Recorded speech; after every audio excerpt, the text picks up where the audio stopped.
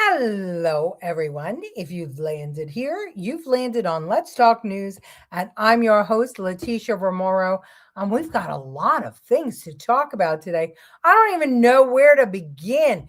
We have scandals, we've got blockades, we've got more scandals, we've got socialists, we've got all kinds of things going on.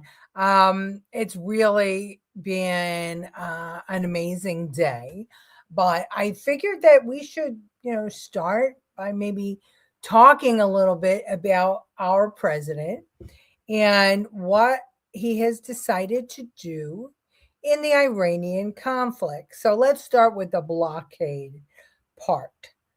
Um, so apparently, the sit down with who was supposed to be Iranian leadership turned out to be they had to go get permission to agree to anything. And the vice president and the other Trump negotiators realized that the people that they were talking with were not empowered to actually make a decision. The most important thing for President Trump and for all of us, and why this all started, was always that Iran could not have a nuclear weapon. And the reason that Iran can't have a nuclear weapon is because, well, we could just see why they can't have a nuclear weapon. We, Israel and America, have a conflict with Iran, and Iran starts bombing the UAE, Kuwait, neighbors who were not involved in the conflict at all. So clearly, Iran, when it comes to diplomacy, it leaves a lot to be desired. And then they decided, well, we're going to stop anybody from going through the Strait of Hormuz. Now, could you imagine if America took such actions, or any other NATO country, any other civilized, let's use the word civilized country, took such action? I mean, that's not their waters. They don't control that strait, but they decided that they were going to mess with the world's economy, not for any particular reason other than they want a nuclear weapon and they want to do what they want to do. So they're like a spoiled teenager throwing a tantrum. So what did President Trump do? Well, I'm going to show you what he did. Central Command says a naval blockade of Iranian ports in that critical Strait of Hormuz is set to come into effect right now. Remember, about 20% of the world's oil passes through this strait. The move is sending oil prices soaring and is threatening to upend global energy markets. The decision comes after peace talks between the U.S. and Iran ended in Pakistan over the weekend without a breakthrough. Iran says the move amounts to piracy and is threatening to retaliate. NATO and European allies say they don't support the blockade. They're urging for the waterway to be reopened.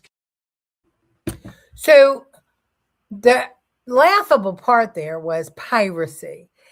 What America is doing is resorting to piracy. But what they were doing, blocking the strait and not allowing anyone to pass unless they paid the VIG, or unless Iran liked them, or unless it was Iran's own oil, that's not piracy.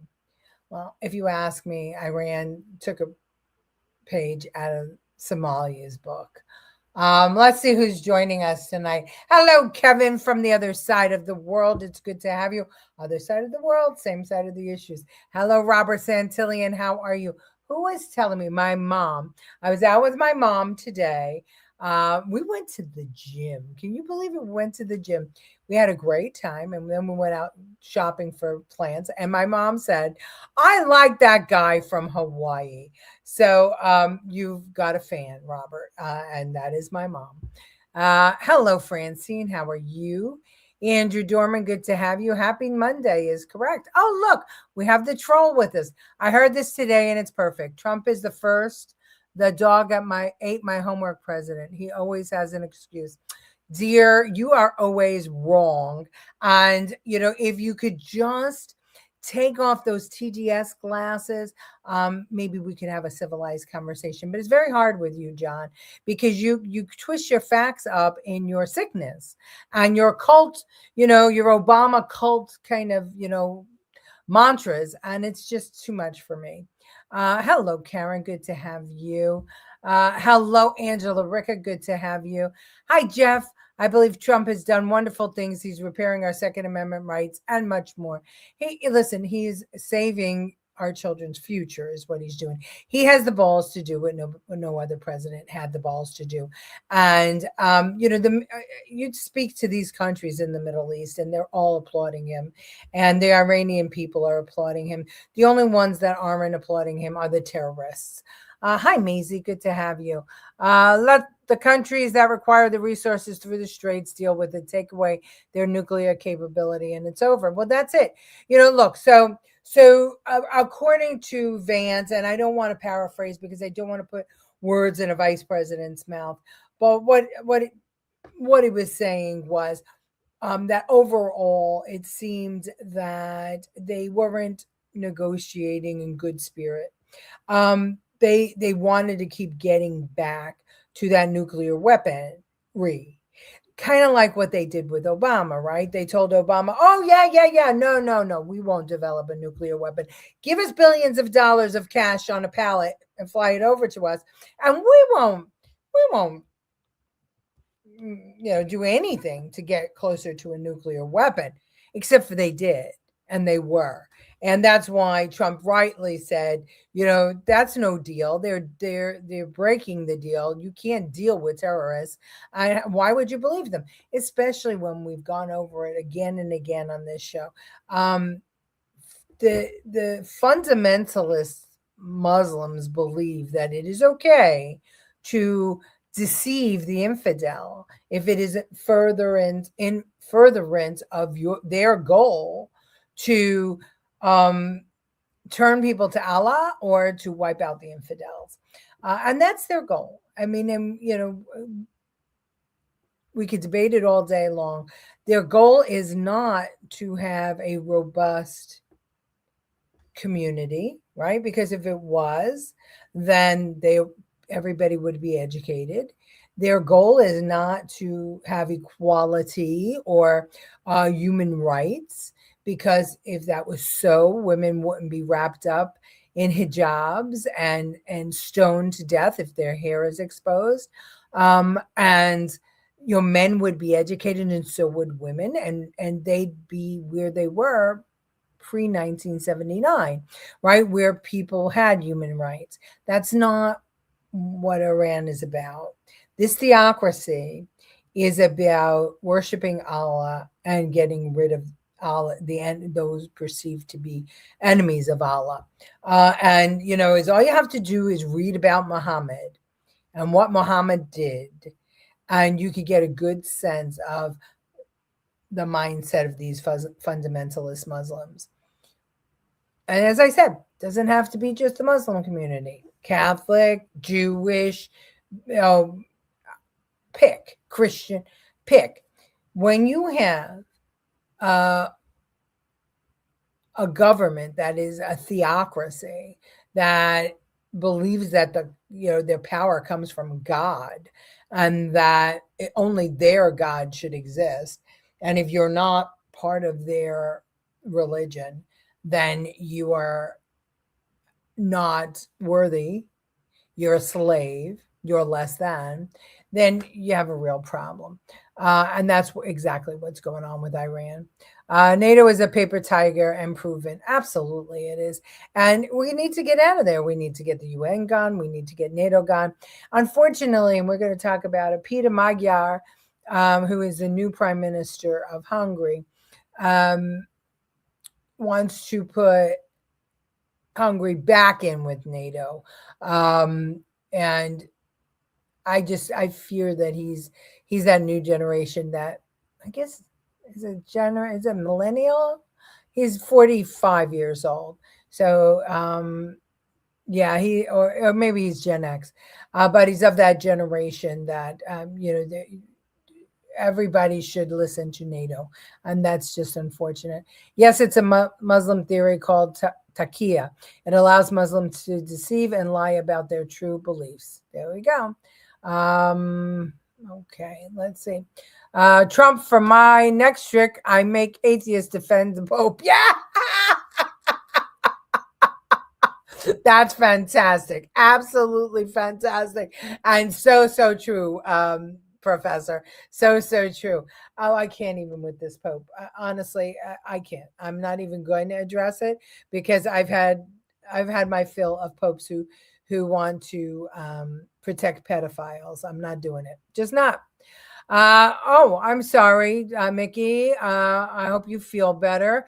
And I'm very excited to learn that you've been talking with Marge. She told me of your conversations, but first feel better, and then we could talk about all the other stuff. Okay, so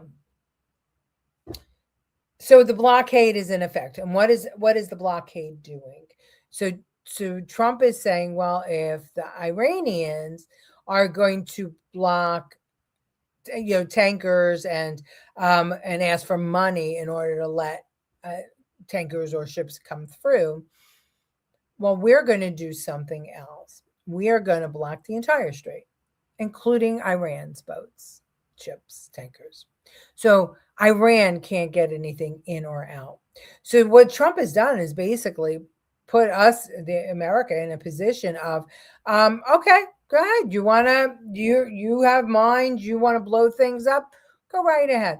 We'll just block anything from ever going through there. And then you won't sell your oil. You won't have an economy. You won't get any imports, and neither will anybody else. But if you want to make everybody suffer, so then you're going to suffer too.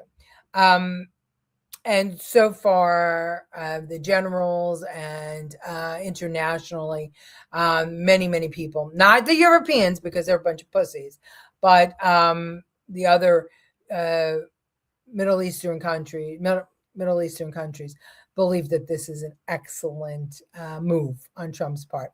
But at the same time as he's doing that, he's also making sure that people are buying oil from us, right? And where's our oil coming from now? So our oil is coming from not only our own, but Venezuela, because we have the deal with Venezuela now. So we're getting, a piece of everything that Venezuela sells to anybody.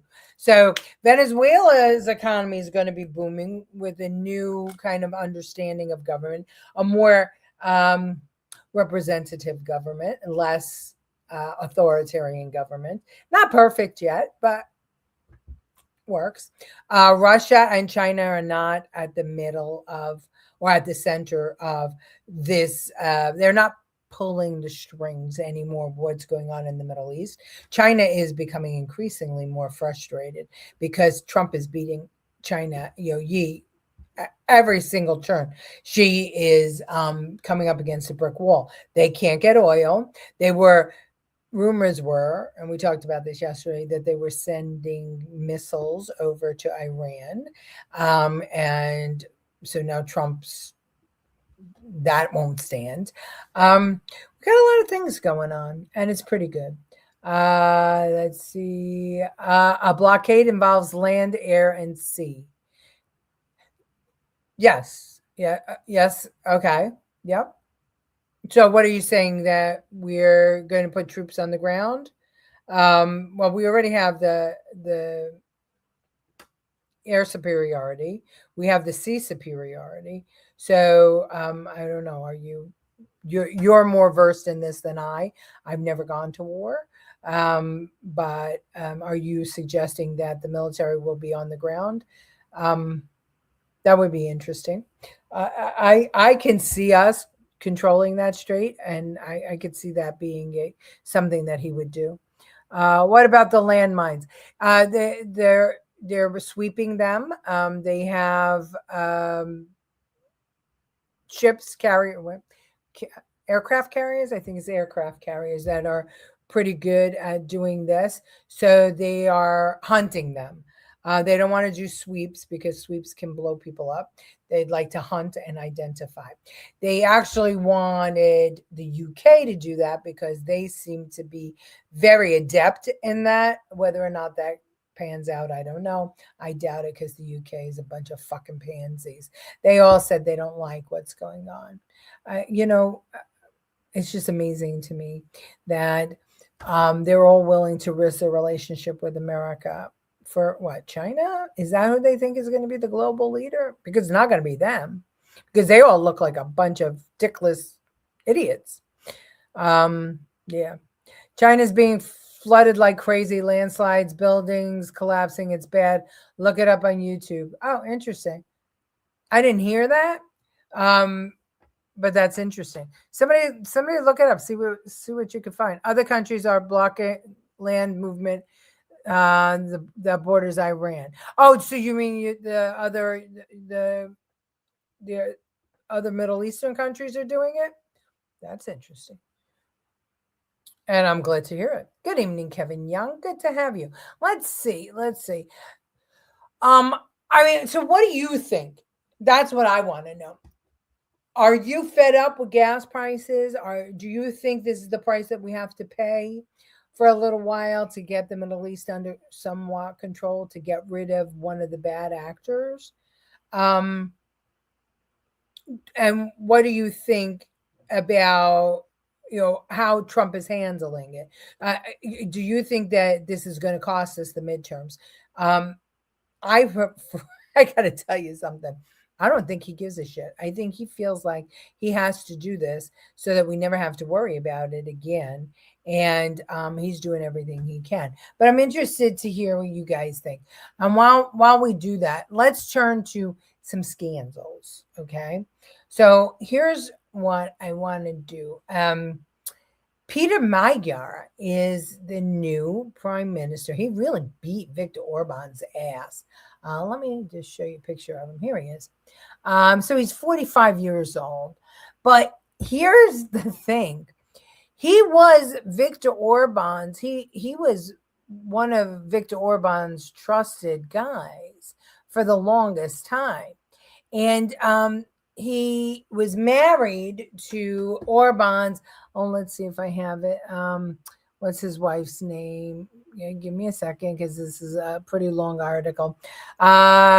He was married to the Minister of Justice, Judit Varga. And they had a couple of kids together. Now, he was and is a lawyer, and he was a prosecutor. And as I said, very trusted Varga, Orbán inner circle kind of guy. But what wound up happening was that his wife wound up in this scandal, this cover-up, where supposedly she helped to cover up some young boys who were preyed upon by one of the ministers in Orbán's orbit. And so she had to resign in disgrace. And soon after that, Magyar wound up deciding to run for office, but they got divorced, and they got divorced because she said that he was abusive to her, and there was a whole scandal around it where he kind of went on the offense against cover-ups, rightly so, right? Against corruption, similar to what we're having in America right now with Eric Swalwell and some others. And so he was beating the drum to stop this corruption and to clean house. And he decided to run against Orbán. Varga, his wife, wound up siding with Orbán and released the tapes of his abuse of her. But that didn't sway anybody. But why I bring all this up is that if it wasn't that scandal, he jumped on that scandal. His wife was a part of. So instead of having her back, he used that to catapult himself to prime minister. And they share children together. But also, I mean, his mentor, the guy that he believed in, and the guy that he was who was employing him, he turned on him. So what we know about Magyar is that he will turn on you no matter what your relationship is with him, no matter what you did with. So loyalty means nothing. He seems to be an opportunist. He wants desperately to get Hungary back in with NATO, and that's suspicious to me, because then I think about the elite, and I'm wondering if they put him up to running. But he's part of the same party, Cesar party. So his principles, you would say his principles are conservative, like Orbán, but he calls himself middle right, where Orbán is far right. But what I'm concerned about is, what kind of a person is he? And is he really running to help the people of Hungary, or is he going to be an opportunist, and is he going to start acting in an authoritarian fashion? He sure looks scary. I mean, take a look at him. I don't know.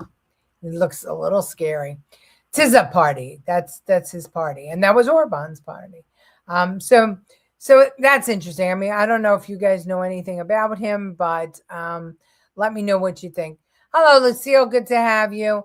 Don't love the gas prices. No worse than when Biden was president. At least this is good for a good reason. If Trump speeds up the process and gets control of Iran, we will win midterms.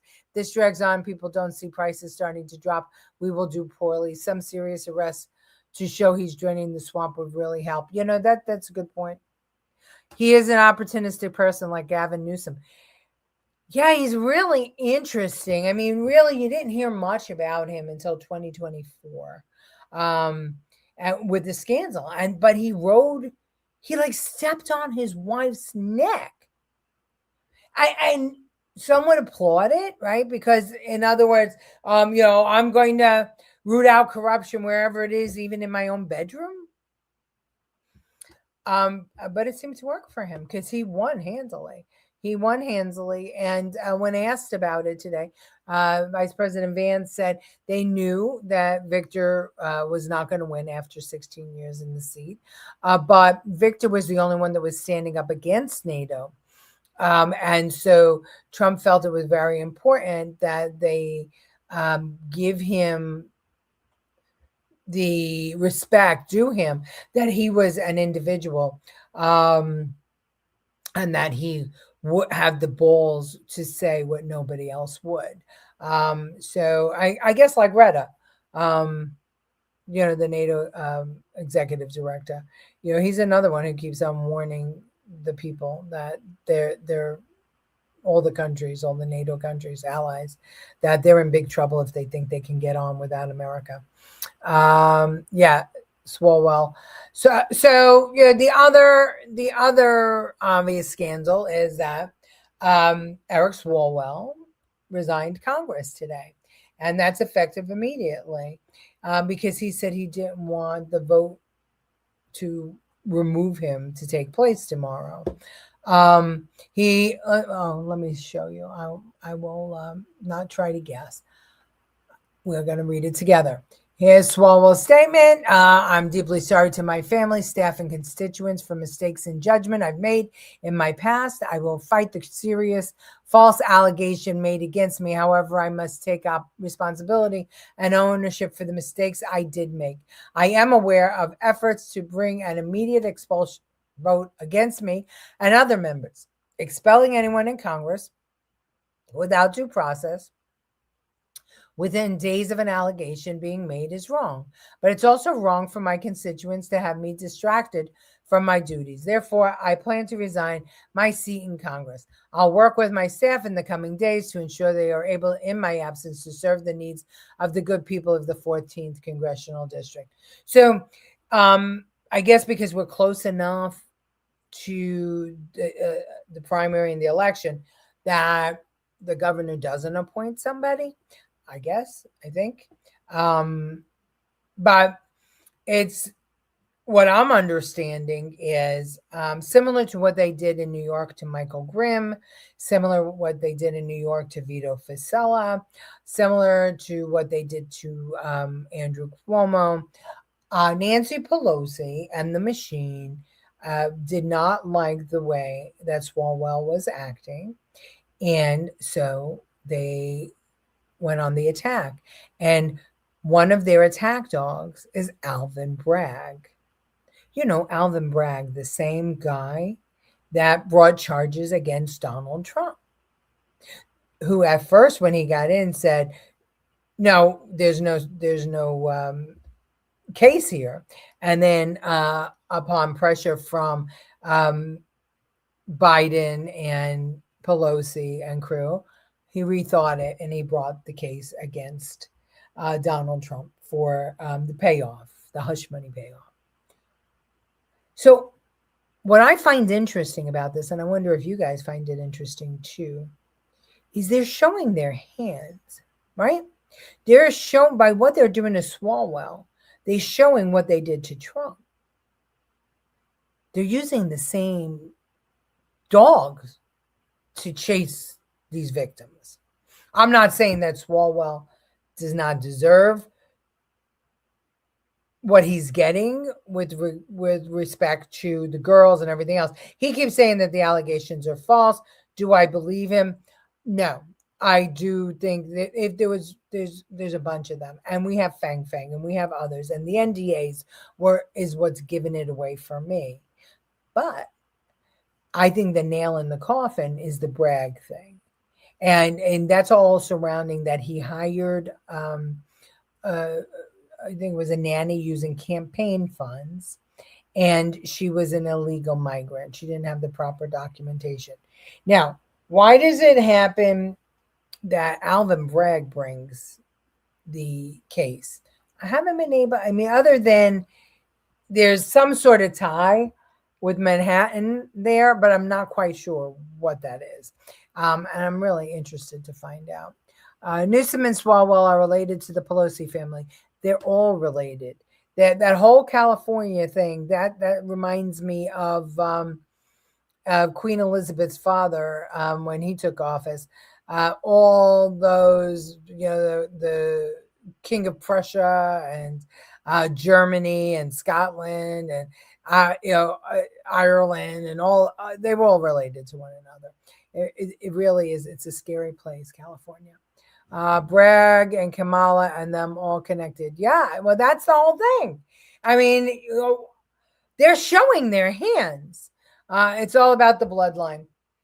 Well, I think it's all about the money, and my concern is, where's the money coming from to line their pockets? Nancy Pelosi is the richest member of Congress. She was the one who got AOC and Rashida Tlaib and Ilhan Omar and Max Rose and so many others elected. Now, we all know that Justice Democrats put out a casting call for these congressional candidates. And we know that the Justice Democrats got money from Singham to do so. So if you follow that money trail from China to America, it seems to run through California. And I would bet dollars to donuts that Nancy Pelosi is the bank for China, and she doles out the cash. That's what I think. That's what I think. Oh, and by the way, let's see where it is. This is the Democrat Socialists of America, California chapter, is endorsing Oliver Ma. He's a Democrat socialist running for lieutenant governor of California. He's a civil rights lawyer who has fought slumlords, ICE, and apartheid, and he's setting a new standard for what leaders should fight for. So they have a candidate, the DSA, in California for lieutenant governor. Nothing for governor yet. And I'm wondering if Katie Porter, as Colleen said yesterday, might wind up being that person. But the only thing that makes me think no is that she and Pelosi didn't get along in Congress. And there were a lot of accusations from her to Pelosi. And she wound up gone. So, I don't know. Follow the money. All these scandals, I just don't buy them anymore. I think that, once they kept on going after Trump, it just became progressively obvious that these scandals were manufactured. I'm not saying that they didn't have some truth to it, but we knew about Swalwell since 2015 and nobody wanted to do anything. Well, because Obama was in charge. And then when Trump was in office, it was just hardly worth his time. I wish he would have done something back then. But we're going to see what the FBI has to say about Fang Fang. I suspect he wouldn't have given up his seat if there was no credence to the charges. Was he handcuffed and booked? If Trump's a king, then Pelosi's a queen. And whoa, what a bitch she is. No, he wasn't handcuffed and booked. Not yet. But I think that that's what they used as leverage. If you want us to drop the Bragg investigation or the Bragg stuff, then leave. But if Bragg thought he had a case, I guess that Trump and the FBI can jump on that, can't they? A friend told me she saw a video of Kamala stating she loved communism. I spoke with a representative of the Republican Party. She stated both her parents were full-blown communists. Well, her father, right? Her father was a professor? And that was a question. I know Obama's father was.